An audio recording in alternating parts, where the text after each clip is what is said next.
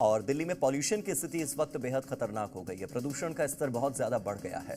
सड़कों पर निकलना बहुत मुश्किल हो गया है क्योंकि दिल्ली की हवा इतनी ज्यादा जहरीली कि अगर सांस भी लें तो दिक्कत होती है। दिल्ली में पॉल्यूशन की क्या है 70-30 वाली थ्योरी और कौन है दिल्ली की इस बड़ी परेशानी का जिम्मेदार? दिल्ली में रिकॉर्ड तोड़ पॉल्यूशन की एक एक डिटेल दिखाएंगे आपको अगली रिपोर्ट में। देखिए,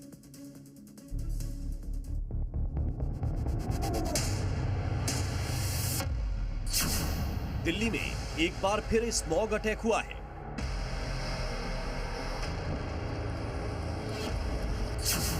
दिल्ली की हवा फिर से जहरीली हो गई।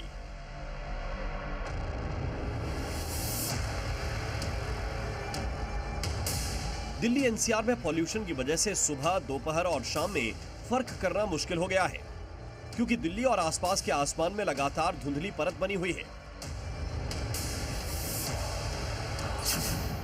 सवाल यह है कि दिल्ली की जहरीली हवा के लिए आखिर कौन जिम्मेदार है?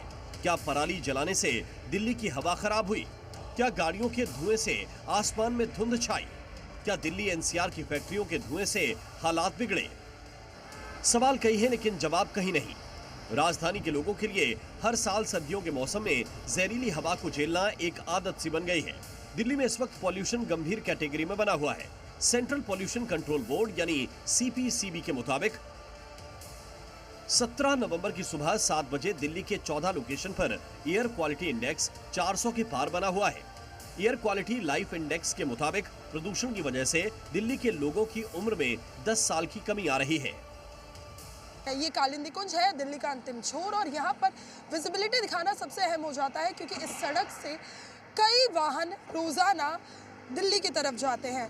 अभी जितने भी वाहन यहाँ से जा रहे हैं आप देखेंगे कि सबका इंडिकेटर ऑन है और सबका हेडलाइट भी ऑन है। अगर दिल्ली में प्रदूषण की बात करें तो आनंद विहार, मुंडका, बवाना, द्वारका, दिलशाद गार्डन, नरेला, ये तमाम वो इलाके हैं जहाँ AQI 450 के पार है और ये सबसे ज़्यादा आनंद विहार, अशोक विहार और बवाना में बना हुआ है, जहाँ बवाना में तो ये 471 तक पहुँच गया है।